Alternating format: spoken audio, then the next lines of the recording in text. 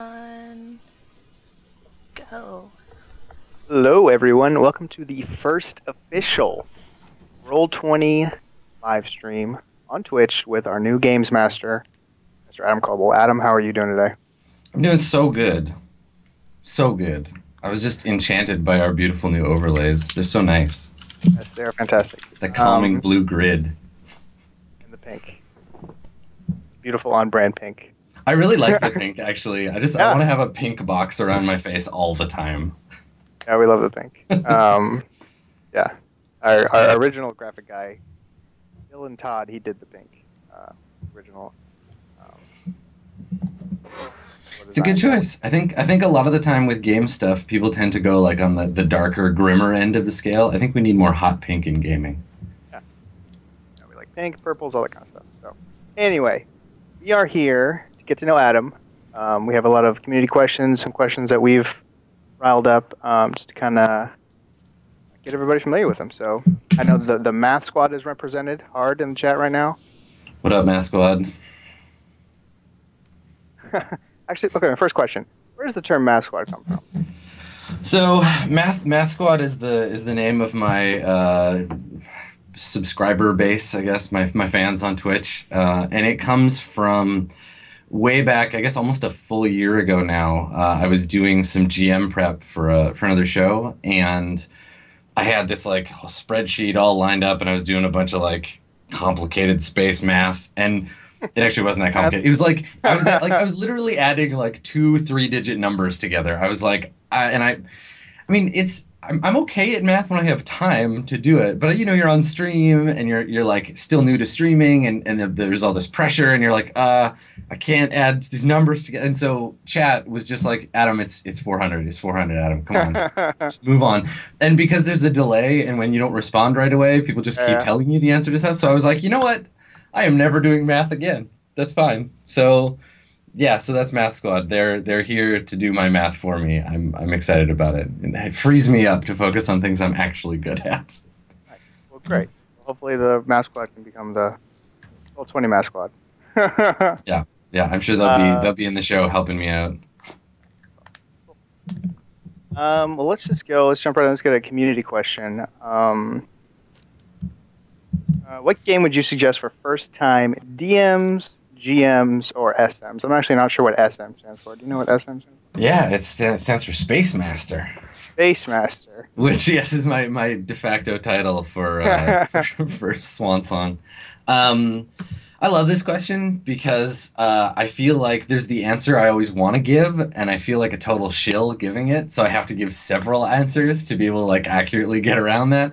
So like my political answer is, well, it really depends on the group. I think that a lot of people go with Dungeons and Dragons as their sort of first game to start with, just because the branding is so strong for it. Like most of the time when you talk to people, when you're like, oh, what's a game that we should play? What kind of role-playing game should we get into? They're like, oh, let's play D&D, because Dungeons and Dragons is the like Band-Aid of role-playing games. It's the Kool-Aid of role-playing games. Yeah. It's like the brand itself is the game. So I think people often gravitate towards that, which can be good and bad depending on when you're getting into it. Like I think 5th edition at first level is a pretty good place to start if you want to play D&D. I mean, my personal favorite is the old 1981 Moldvay version of D&D, but I think that my real answer, and Chad is already all over me on this.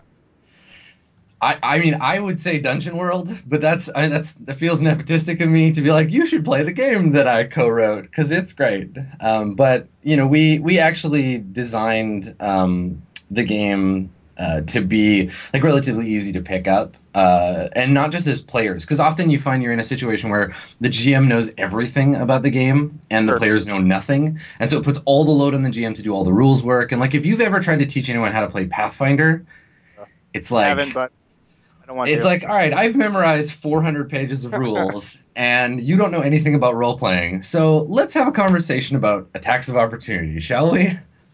But with Dungeon World, it's more about just like, you tell me whatever you want your character to do, and when the rules are needed, they'll jump in, and we'll talk about that. Because I think that ultimately, like everybody knows how to tell stories, right? Like there isn't anybody on earth that can't just be like, all right, here's a thing, and I'm just going to tell you about it, and you know, that's it. That's a story. That's role playing, right? So you want a game that feels as much like that as possible. And I guess piggybacking on that question, what was the first role playing game you ever played? Oh, the first role playing game I ever played was Advanced Dungeons and Dragons, like first edition. Um, and I was probably like 10 or 11 at the time, and I have this weird uncle who, when I was 10, back in 1993, he gave me a milk crate full of like old D&D books that he had from when he was a kid, and like heavy metal magazines. And I don't know if you've ever read heavy metal, but it is not appropriate. It is not appropriate for a 10-year-old. If you are 10 or you have a 10-year-old, stay the hell away from that magazine. It's not for you. So he bequeathed this box of treasure to me, and I set about trying to read the book. And Gary Gygax, fantastic game designer, terrible at imparting how to actually play his games. But like when you're a kid, you don't, and you're given a game or something you don't understand, you don't just look at it and are like, oh, it's too complicated. You just make up the stuff that you don't know. So while I say I was playing AD&D, like me and my friends were just kind of like, I want to be this guy in this picture because he has a big sword and no shirt on. He looks tough.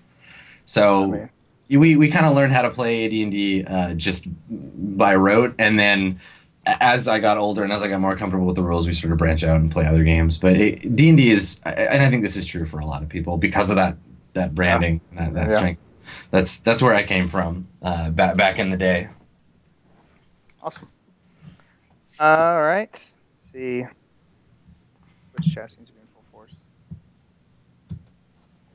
Anyway. Okay, here's one. Personal question, I guess. Since you've become partnered, Adam, you've become very busy. This is from the damage modifier.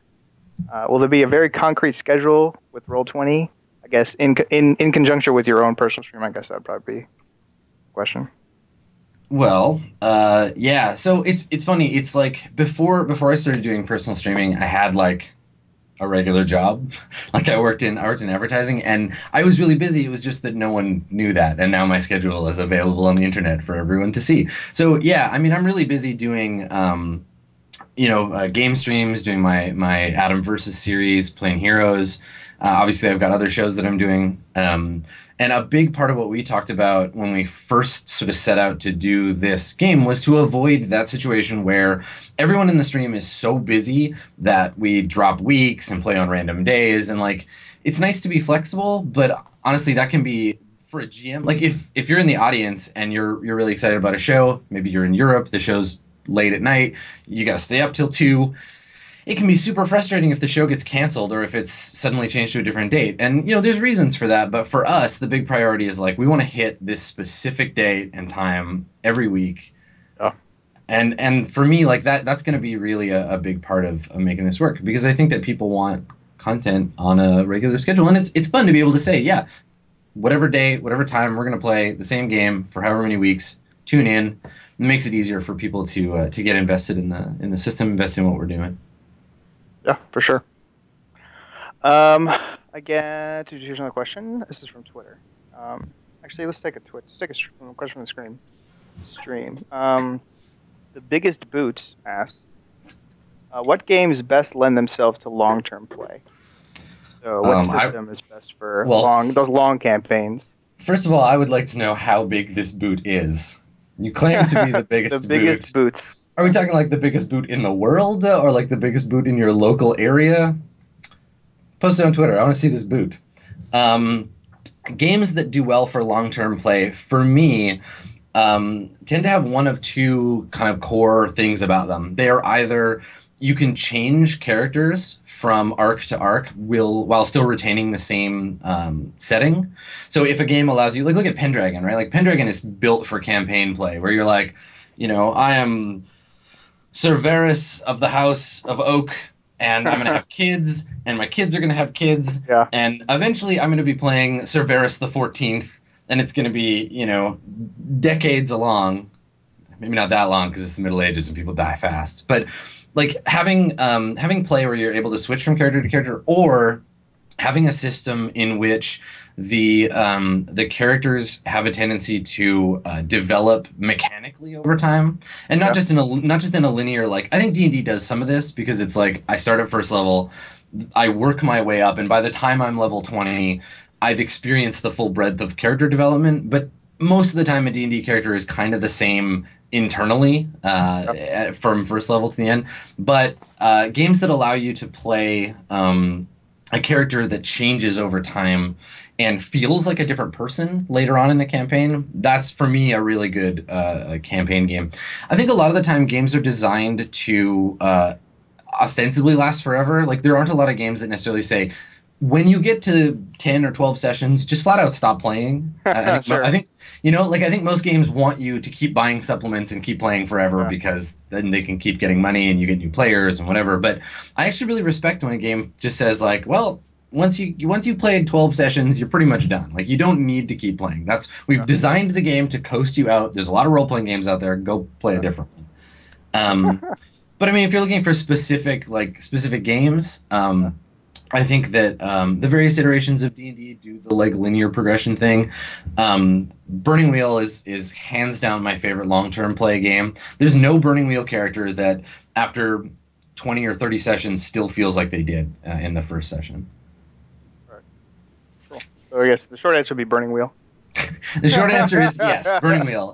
But the TLDR, Burning Wheel. Yeah, exactly. There's reasons, right? Like, if you don't like Burning Wheel, you don't want to play fantasy. I'd like people to be adequately equipped to choose their own game based on those criteria. Okay. Another question.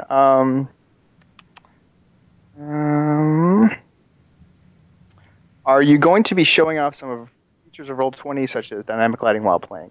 This is from Drazzle.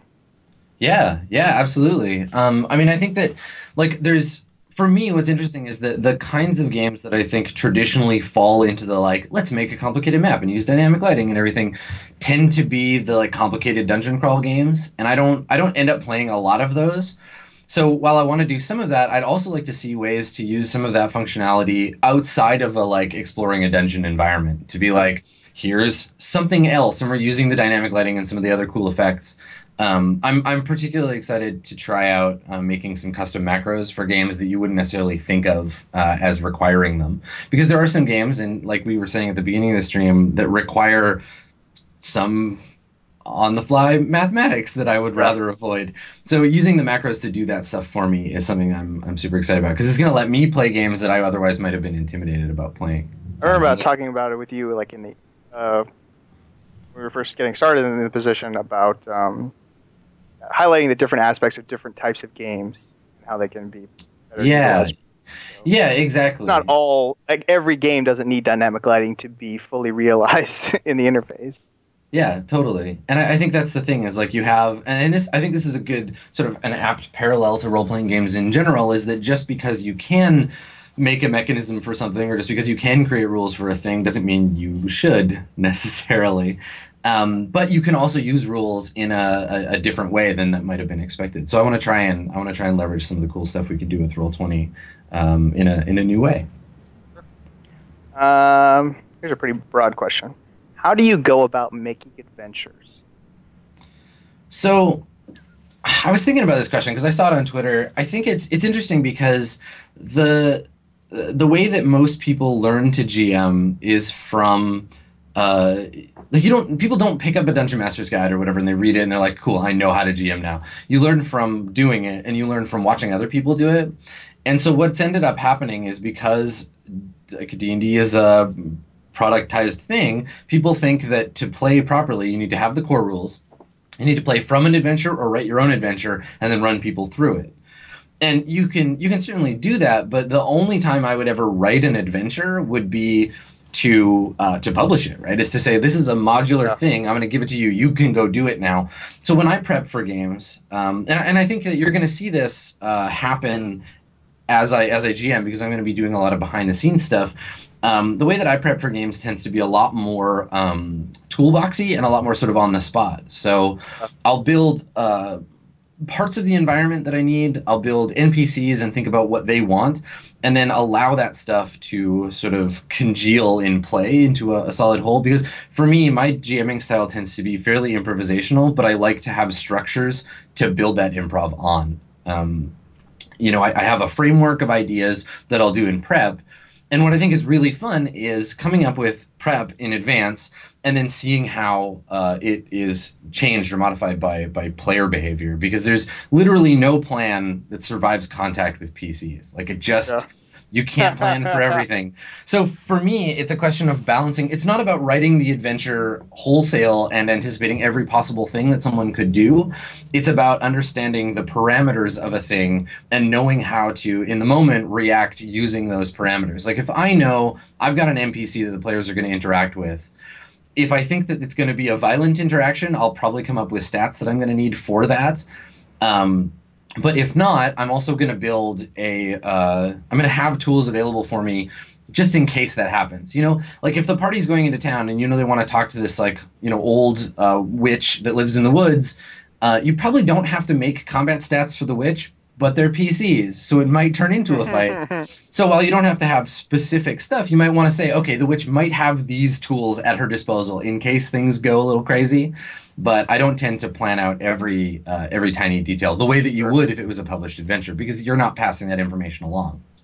Yeah. So I guess, like, the short answer is, I prep for adventures as minimally as possible, and I've had a lot of experience understanding where my minimum level of feeling prepared for a session is, and I prep for sessions, not for adventures. Not for adventures. Cool. Great answer.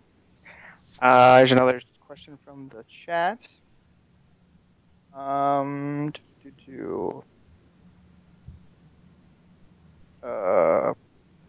Primarch the Mage asked Adam, has your general style of GMing overall changed since you started doing it online? Yes, so much.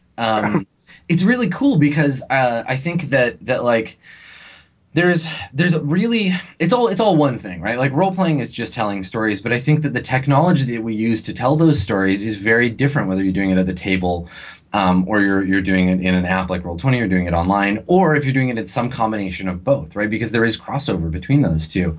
I think that the style of GMing for me, like, I feel like I can do more when I'm GMing online because I have all of these resources at my fingertips, right? Like, I always have, when I'm GMing, I always have my Roll20 window open. I have my camera view open so I can see the reactions of the players.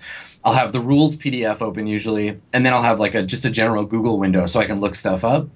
And the flow of play from the GM side is a lot smoother online than it would be in person. If someone asked me, like, for example, if we're sitting around a table and I'm not at my laptop and my phone is in my bag or something, and someone asks me, they're like, well, how much does a wagon full of grain weigh? Because I can lift X amount of, and I'm like, shit, I don't know, right? Like, I can't, I have to, like, think that up on the fly or just hand wave it. But I think that the breadth of information that's available to a GM that's running online is so much faster, and you get a lot better at juggling that stuff.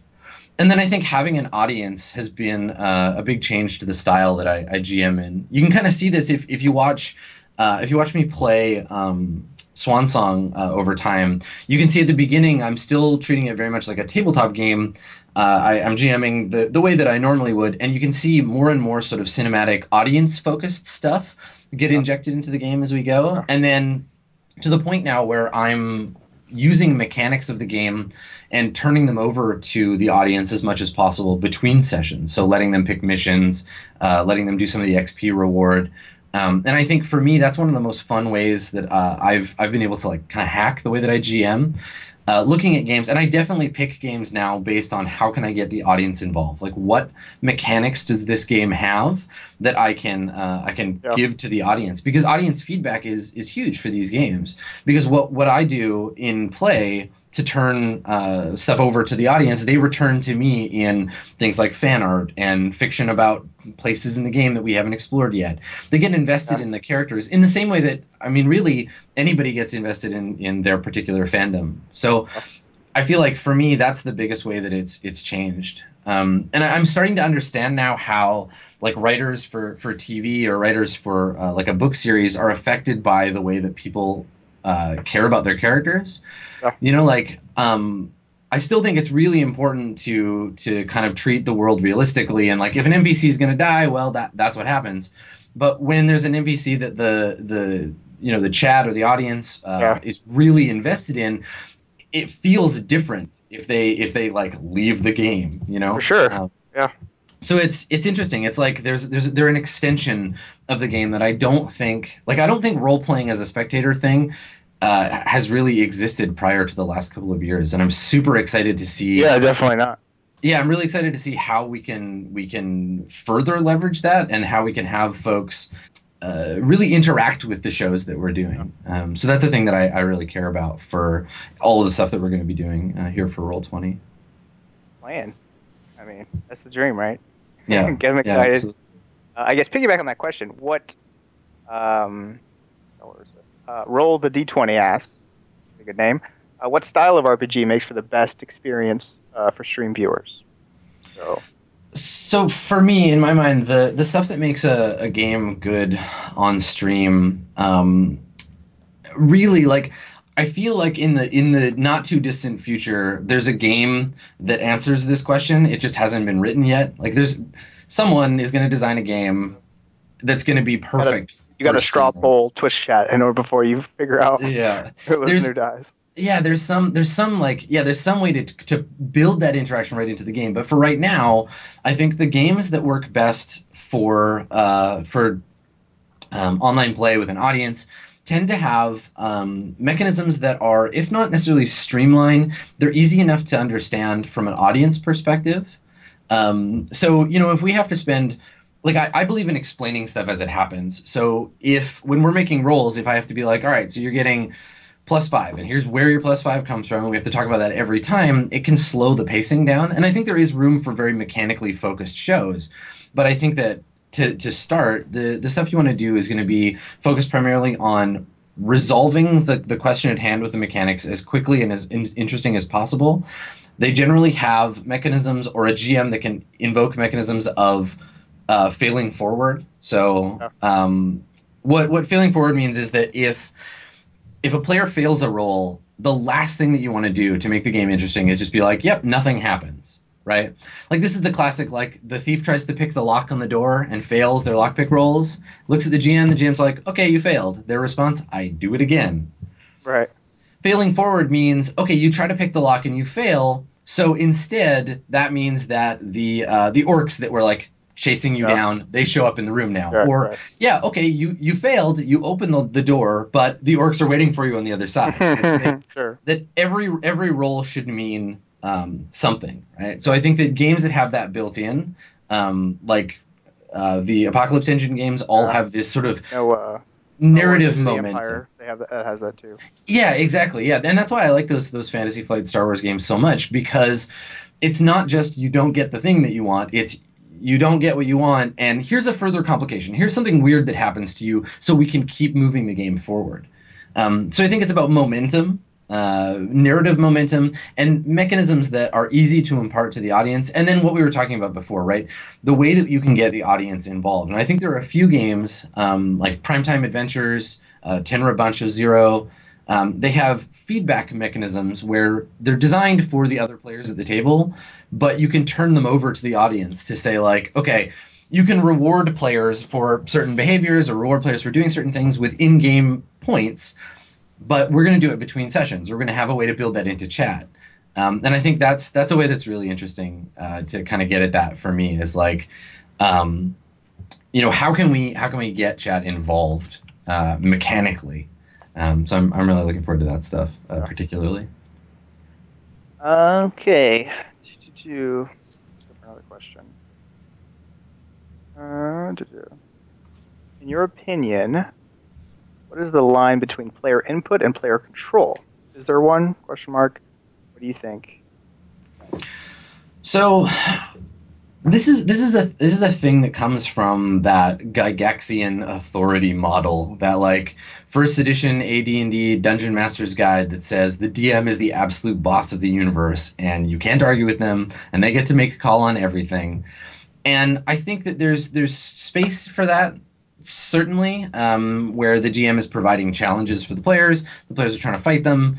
The GM is acting both as referee and as overlord, but I think that artifact is starting to like bleed away a little bit as time goes on. I think there's room for games where the GM is the absolute authority about everything, but I also really think that there's a lot of room for players to be given the opportunity to ask questions. So to say like, well, what if this was true about the world? You know, like the first time you meet trolls and one of the players says, oh, I have this really cool idea about what trolls are like. Like, wouldn't it be cool if instead of being like big green shaggy monsters, they were, you know, their bones were made out of ivory, and so they're like hunted, and they're actually like an endangered species. They happen to be able to regenerate, but there's only like 100 of them. So people like capture trolls for their bones. And like little things like that, like giving players agency as a GM, I think is the best way to get them invested in the world. It's the same principle as we were just talking about getting an audience invested in the game by giving them authority over stuff, letting your players decide how to influence the world.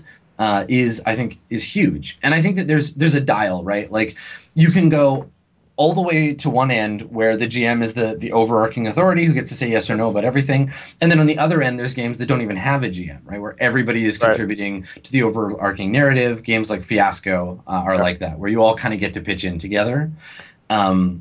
But I think that for each campaign and for each group, you got to find the level that everybody is comfortable with, right? Like I'm not going to have the same protocols for asking and answering questions with one group as I will with another, and I'm not going to do it the same way with D&D as I would with Dungeon World. Yeah, and so I think part of it is the game and part of it is the style of the players, but I definitely think it's a thing worth exploring. Yeah. Okay, from a Black Bishop. How do you handle running horror games? Getting players to play afraid. So horror gaming is like maybe one of the most difficult things to pull off, right? Like I would put a successful horror game at the level of a successful like musical themed game in terms of like daunting to try to do well, because the level of buy-in is so high that. And it's so high and it's so fragile, right? The milieu is so difficult to maintain, because when people don't know what to do, right? Like if you're in a situation and people look at you and they're like, contribute, like tell me something, contribute to the game. The immediate place that people go is silly, right? Like it's way easier to make someone laugh and to break tension than it is to risk not contributing in a way that you feel like comfortable with or that everybody else buys into, and what might be scary to you might not be scary to somebody else. You know, like if we're sitting around the table and someone's like, okay, so this scene is going to be like a really scary scene, I'm going to be like, all right, you're standing on the top of a very tall building. And other people might be like, okay, what? And is there a monster on the building? Or I'm like, no, the building is just really tall and the guardrail is very low. It's terrifying. You know, so it's really hard because people go to a place where it's easier to be, you know, funny or goofy. And that's why I think on the inverse games like Fiasco do so well, because it does gonzo really well and you can just come up with whatever silly idea you have and it's usually easy to roll with it. But with horror, you have to be free of distraction, right? Everybody has to be really bought in and focused. You have to be in a situation where everyone agrees what horror is, like what's scary and what's tense, and you got to be playing a game that the game itself doesn't get in the way, because there's very little scarier than being like, okay, so you're in a room and a monster bursts into the room. Okay, now look up your sanity roll and see what all the modifiers are for this monster. Then we're going to argue about how many points you lose, like because games often will get in the way of being scary. So you know, I think that it's tough. It's really tough to do. It's a huge, daunting task, and I generally just am too intimidated to even do it. I don't think I've ever played a horror game that I felt like really bought into in that way. It's definitely possible, but it's super hard. That's like high level GMing stuff, even above what I'm willing to take level. on. That's like you're saying too. Exactly. Yeah. Okay. Here's a question from chat. Do you have any plans to release any tutorials on how to effectively set up a session? I would like to think that rather than specifically saying, okay, I'm going to record a step-by-step, like do this, click that kind of thing, I'd like to think that all of the GMing that we're going to be doing is in and of itself instructive in some fashion. You know, like Richard, you and I talked about this at the beginning about that, like, I really want more people to GM. I want more people to play games. I want more people to get connected with other gamers online. And to that end, I think that teaching by example is like the best possible way we can do that. And not just to say, okay, here's me doing it, I'm not going to explain it, but to follow up, right? To be like I plan on having supplemental material live on the stream where we say, okay, let's take a look at last week's session. Here's some stuff that happened. I'm going to answer some fan questions about it. We're going to talk about the mechanics, both in Roll20 and just in the game in general. So in a way, like, the answer is like, no, there's not going to be necessarily like dedicated tutorial videos, but yes, everything that I do is in a way going to be a tutorial, both for, you know, improving your GMing, for learning how to use Roll20 in new and exciting ways, and just generally like putting the two together. Question from chat. Game night 67. Will you be running games for selected groups of players, or will open games be up for players to sign up for? So right now we're going to have two campaigns that are like, basically they're cast already. I've got a cast set for those. One of the shows will be a rotating cast, so we'll have some new folks come in and out as we go. We haven't really talked about doing like an open fan game, but I could definitely see that being possible to do, like a one-off where we invite some of the fans of the show to come and play. Yeah, I mean, for right now, I want to focus on just getting the model up and running, but in the future, I could totally see that happening, for sure. And then I guess that was a great follow-up, but I lost it. Have you made a decision on which game system you'll be playing first? I have, and we'll talk about that. We'll talk about that at the end of the stream. I have a question here that I just noticed that I wanna grab. I think it's interesting and is very like on point about the stuff with online gaming. So fake Alex Blue asks, he says, Vincent Baker describes role-playing as a conversation. While the utility of virtual tabletop can definitely help make the conversation more interesting, managing it can also distract descriptive role-playing. What can a GM do to minimize that distraction and leverage all the tools available in Roll20 to make the conversation interesting for everybody at the table? That is an awesome question and phrased in a fantastic way. Alex, for me, and this is going to seem like a weird answer, I actually find people to be more engaged and less distracted playing online than I do at the table. Because at the table you have this battle between paying attention to the people around you and paying attention to whatever technological device is trying to get your attention, right? Your phone's beeping, your laptop's in front of you, stuff's happening. It can be hard to disengage from that. And what playing online has done for me, in my experience, is funnel all that stuff into one interface. So now I don't have book in one hand, dice, pencil, phone, laptop for looking up stuff and managing the game. I have screen, and screen contains people and all of that stuff that I was talking about in the setup before. And so what I think it does is it focuses us all on the same thing, and it's a lot less distracting for everyone at the table if, for example, somebody gets a Skype message or they need to alt-tab to a different window to look at something, or it's not their turn, they're out of the spotlight. It makes it so that the players aren't as out when they're out, you know? Like, if I'm playing at the table and I'm like, okay, cool, Rogue, it's your turn to go, and they look up from their phone and like, what? Sorry, what happened in the last round? And I'm just like, I'm going to just tear my face off and then leave the room in terror because you're ruining everything. It's way more like you can listen, you can pay attention, and because people are getting so used to multitasking, putting everything in front of them in one interface makes all of that easier. It takes a little bit of practice, right? Like if you're really only used to playing at the table, it can take a little practice, like looking at a webcam instead of necessarily at the screen. But I think that once people get over that initial bump of like, this is kind of weird, it creates a much more holistic experience, role-play-wise, because you have everything there in front of you. Sure. Here's one of our random questions. What do you think makes a game fun? There's tons of different games. They're all fun. Somebody finds them fun.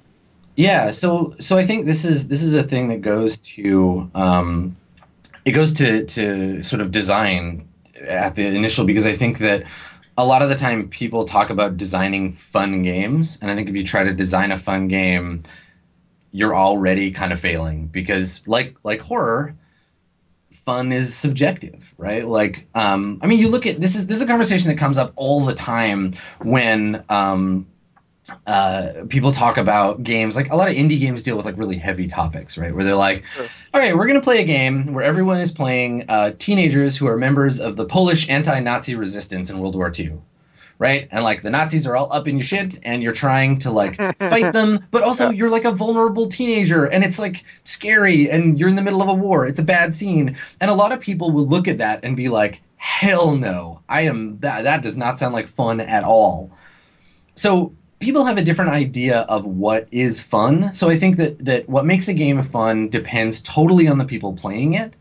I think that asking your players and asking them like what kind of game they like, what they would want to do at the table, what sounds like fun to them is the first step, and then picking a game whose mechanics reflect that experience. Because a lot of games try to be fun for everybody and end up not being fun for anyone, right? So it's about understanding what fun is for you and for your players, and then picking a game that will accurately portray that fun. Because what might be fun for one group might not be for another, and you may need to spend a little time doing research before you can find a game that adequately reflects what you want to do with your players. I guess what game have you played that you have not enjoyed, either GMing or playing as?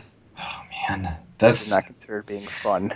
it's tough. I think that for me, like, and I talk about this a lot when I talk about GMing. I think that you can have fun with bad games. Like I think that I have played some terrible role playing games. Like I played a lot of Vampire when I was a teenager, and that game is not well designed. It is a by my definition of like does the game do what it promises to do, Vampire is a very bad game. But I've had a lot of fun with it, right? In the same way you can have fun playing a terrible computer game. Like there are a lot of very badly designed Atari games that are still pretty funny and hilarious to play. Um, I think that the times that I've had unsatisfying role playing game experiences have been when the game is a mismatch for the group, right? Where the group wants to be playing like a rules, they want to be playing Dungeon World and the GM wants to run Pathfinder. Or, you know, the GM is really, really into Warhammer 40K.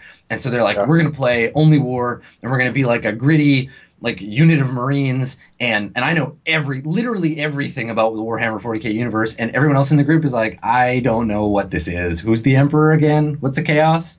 I shoot it, I guess. I shoot the chaos, right? So fictional buy-in can be really difficult for people too. So for me, the bad experiences have been the game doesn't fit the group. And usually those experiences only last one session or two sessions, and then we're like, actually, this game is not for us. It might be a good game and fun for someone else, but we're bad at it, and let's do a different thing. The big problem is when people buy into a game. And this happens when you learn a game and you buy every supplement for it because it's your game, and then you learn that there are other games, but you don't want to play them because you've already spent $200 on hardcovers for this other game. So you try to play it every time, and it makes sense, right? Because not everybody can go out there and buy new role-playing games that they don't know if they're going to enjoy, and your whole group's already bought the rules, and your total investment is approaching the thousands of dollars, and it's like, well, we're just going to bust out those minis again, and we're going to keep playing this game because that's the game we play. Like, no one likes to say that's like the action figure effect. Yeah. You want to get them all. Once you have, like, that's your thing. Like, that's the guy you are now until come hell or high water.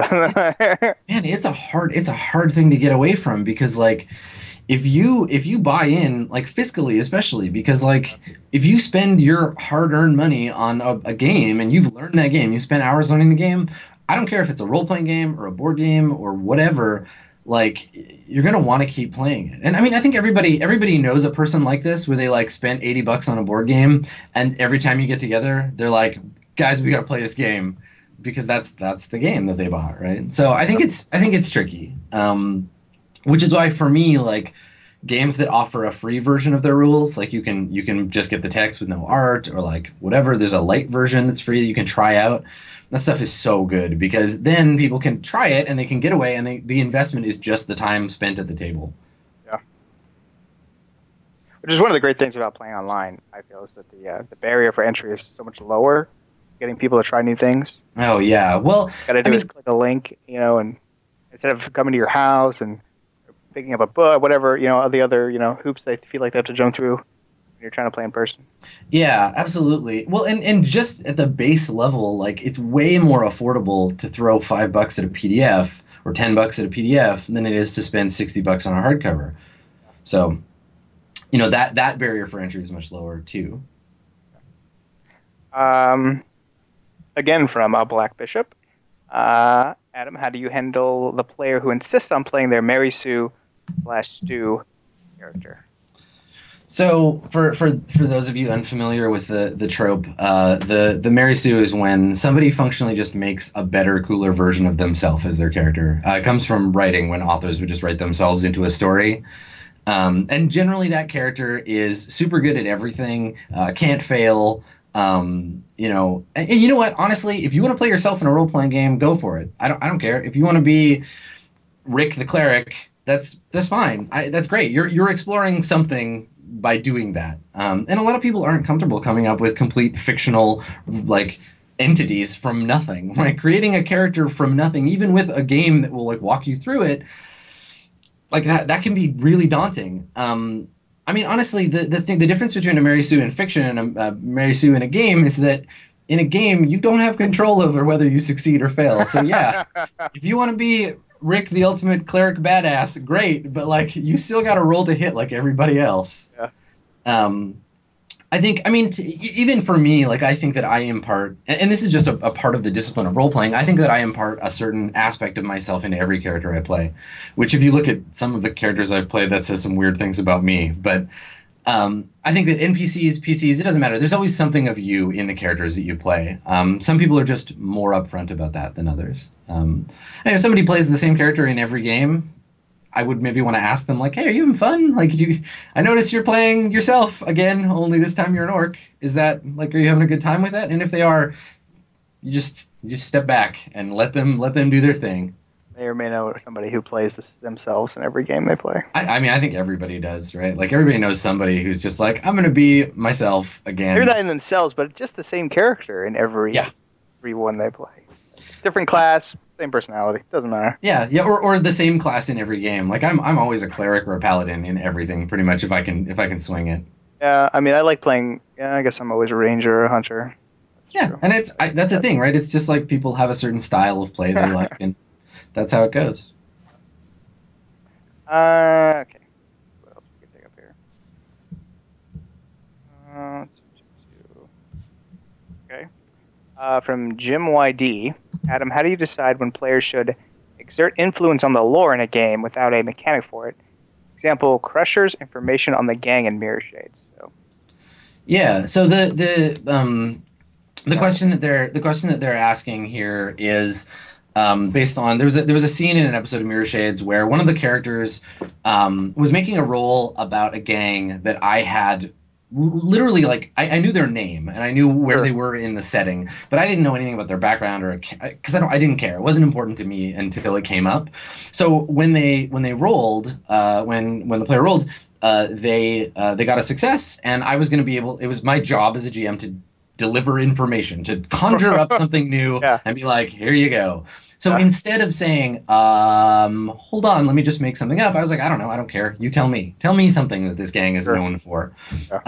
That's my go-to, right? Like when someone looks at me for information and I either don't care enough or just flat out don't know.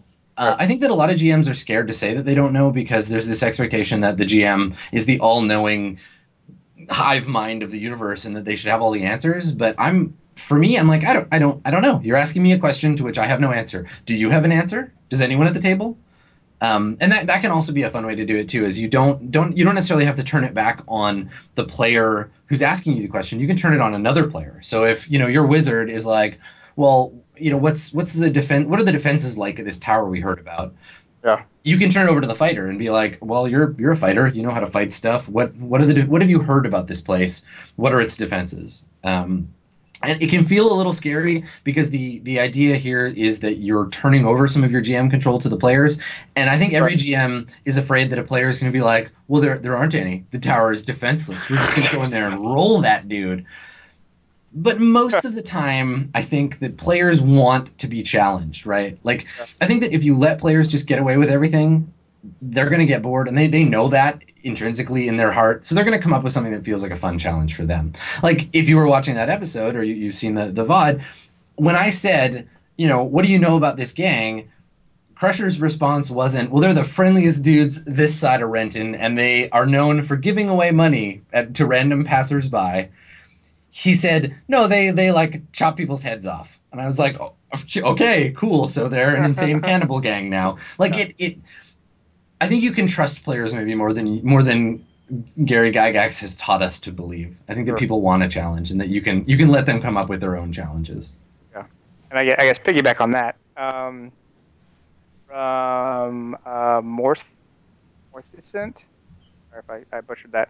Adam, how do you handle improvising NPCs/place names? So, if something like that occurred again, I guess do you have a list of like randomly generated names for stuff that you've never thought of, or do you just go to the player? You really hit a wall. Most of the time with names for people, I will I'll go to a random list. Like for Stars Without Number, the game has like tons of first and last names for a bunch of different cultures. So I'll go to that and I'll roll randomly, or I'll just pick two and put them together.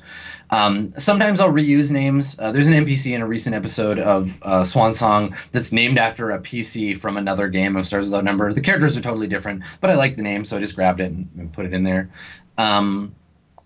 And for places are way harder. I'm generally like pretty practiced at coming up with names for stuff.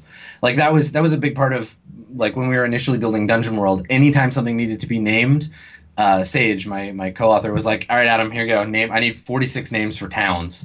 I love doing that, but it can be really hard to do on the fly. So I'll do it in advance and be like, "All right, here's 10 villages, 10 major cities, 10 names for mystical religious orders," and then I'll just pull from those. That's a kind of prep that I often do as much in advance as I can, because you can reuse that stuff and roll it. And it's another place you can go back and just turn it around on your players. Like when somebody says, like if you're playing Burning Wheel and someone makes a circles roll, I don't want to make that up. I'm usually like, oh, okay, so you know a blacksmith in this town? What's their name? Where do they live? Like, I don't care. They're your friend. You tell me about them. Cool. From the chat, Omar Cash. How important is the rule set in role-playing sessions?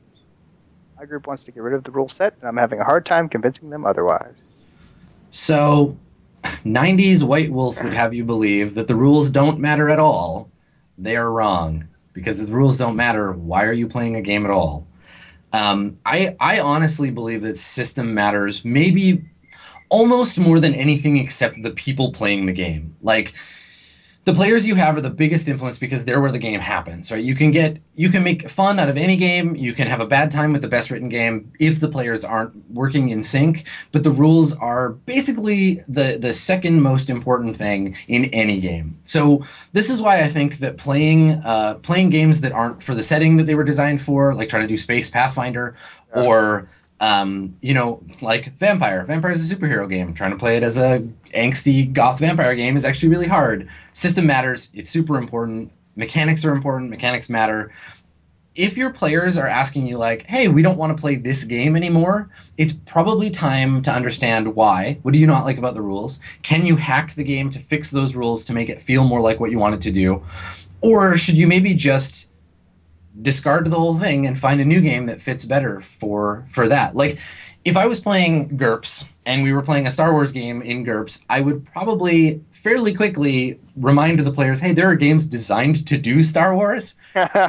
maybe let's play one of those. And if we're reticent to playing those, maybe we should understand why we don't like it, and what we could play. Maybe not Star Wars, maybe like a different kind of sci-fi game that GURPS does better. I think again, like, we've got this baggage from the 90s where there was this idea that story matters more than rules. And while I believe that the fiction that comes out of a game is hugely important, it's a byproduct of the system. It's very important. Have you ever? This is coming from me. Have you ever like started a campaign so created your own universe. You started with one rule set, and then ran a session, then changed the rule sets.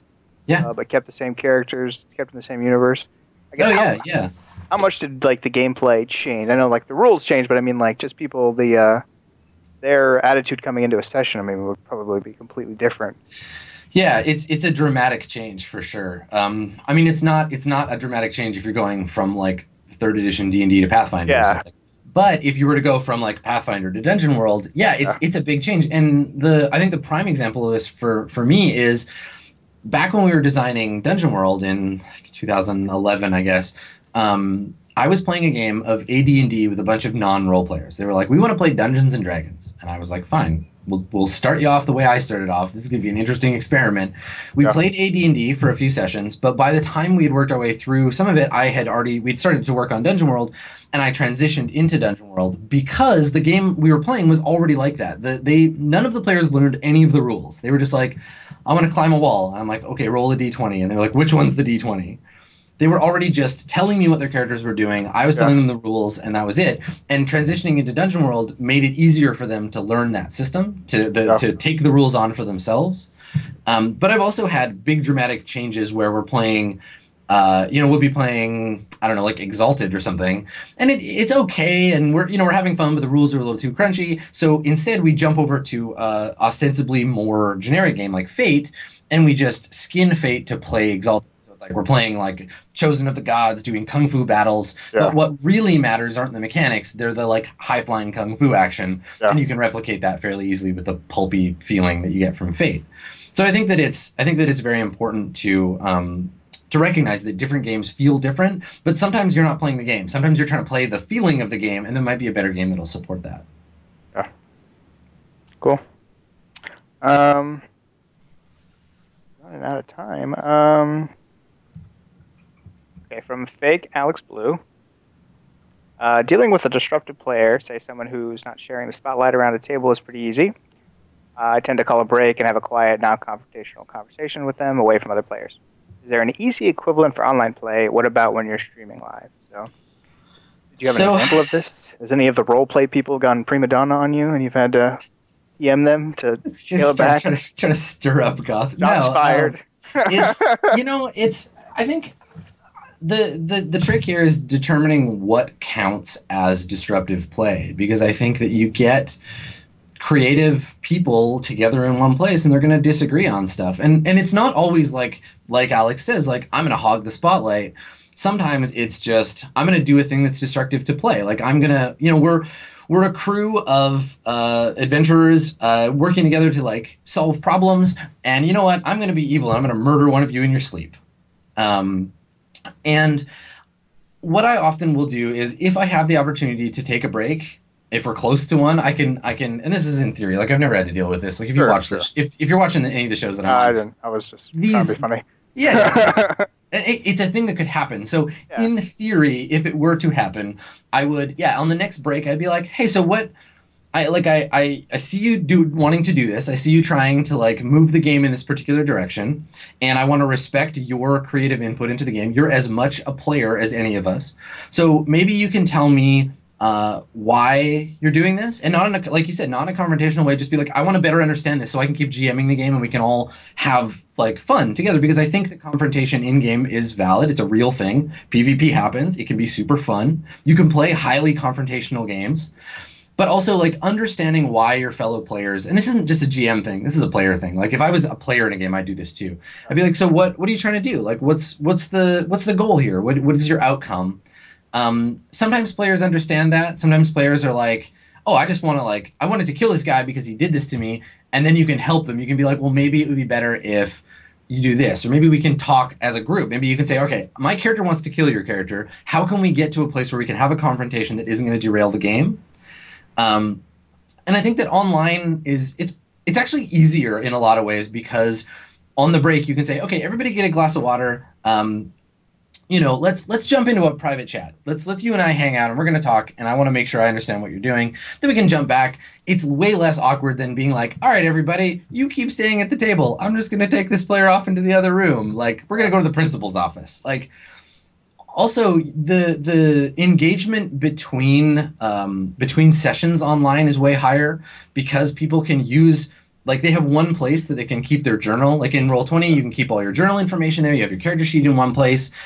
You know, you can copy and paste information from your emails and from your notes in the game. It's all stored in one place, so you can integrate that in. So if I'm the GM, and my players are using Roll20, and they've got their journal open, and the player is being, and it sounds creepy, but I can go read their journal. The players are keeping notes about the game. I can go back and I can say, oh, like 4 episodes, they have a note here that's like, so-and-so did this to me and I have to get revenge. So you can get a way better understanding of what's happening that might cause the problem, both before it happens or while it's happened, and you can have that background information about your players. So encouraging them to keep those sort of public notes is really helpful as a GM. Yeah, I don't think I've ever had to deal with a disruptive player like that. Yeah, I mean, I've had it. I've been playing role-playing games long enough that I've had it happen in games online or in person, but not online yet. Sure, not online. Yeah, there'll be probably not get to an extreme where you have to talk to somebody, but an extreme to where the person knows, like, they went over the line, so then they might not even show up at the next session, or they'll just not say anything for the rest of the session. I mean, I think at the beginning of a game, you can talk about stuff like that might come up. Like, it's not. There's no harm in being prepared, where it's like, okay, we're going to play a game together, and what really matters is that we all like each other and respect each other as human beings and want to create this fun, cool thing together. And there's going to be some experimenting. People are going to try stuff. They're going to have their characters do things that might upset or bother us. So if that happens, here's what we're going to do to resolve it. And these are talks that I like to have with players I've never played with before, or players who are playing a game that those things might come up. And there's lots of different ways that you can have those conversations.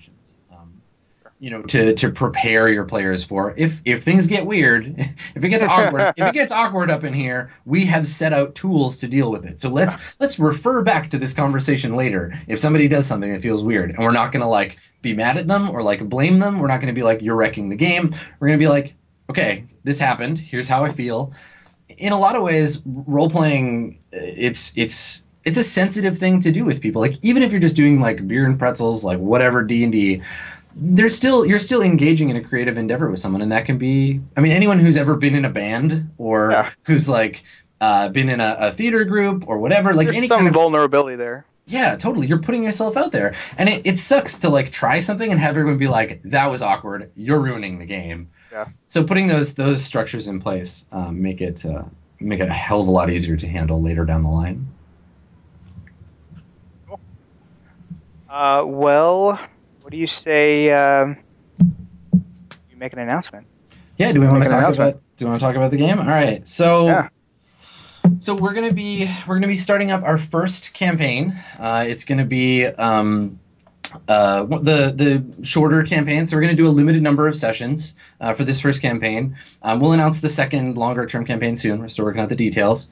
The first campaign is gonna start on the 30th of this month, which is a Thursday. It's gonna start at 11 a.m. Pacific, which is the time that we're in now, and we're gonna be playing Apocalypse World. The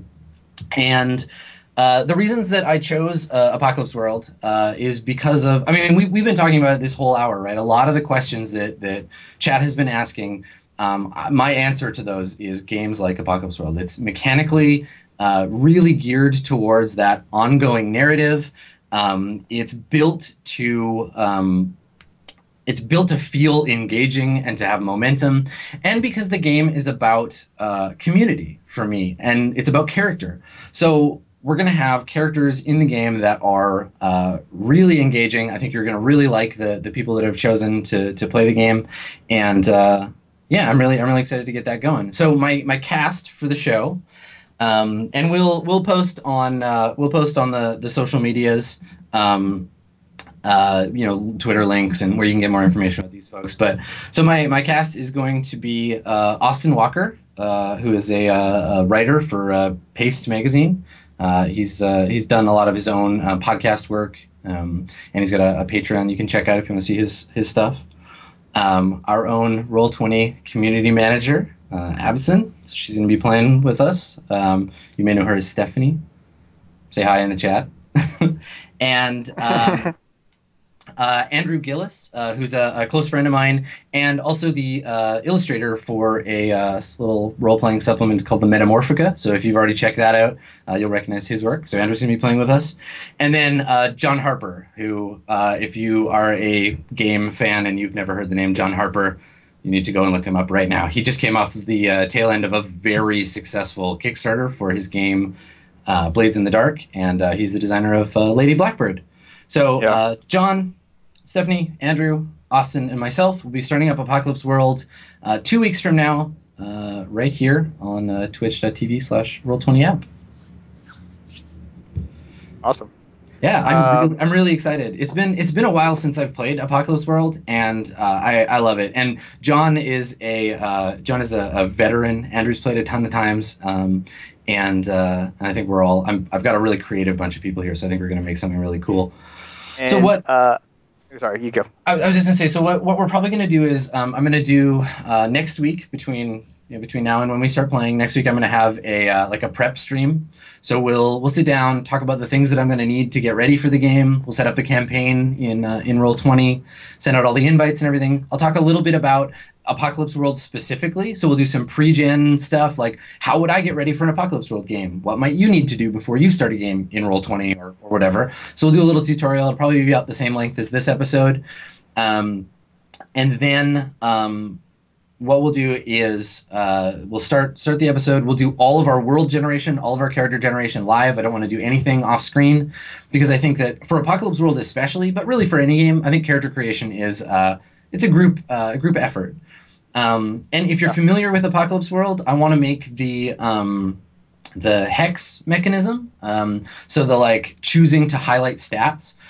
That I think is a really great opportunity to turn that over to our chat and to folks on the Reddit. So I'll be using straw poll probably for that. So between each episode, you'll be able to vote on what stat you want to highlight. So if you're not familiar with Apocalypse World, every stat has a highlight box. And if your stat is highlighted, every time you use it in a session, then you'll get experience. So it's our way as a GM and as players to sort of nudge each other in particular directions. And I want to turn that over to the audience. So if, Stephanie's character, you want to see her act particularly tough, you want to see her get violent in the next episode, you can incentivize that by highlighting the stat that is correlated to those moves. And if you've got a character you want to see them act a little weird, or you want to see them do more social stuff, we're going to be able to nudge the players by dangling that XP carrot in front of them as a group.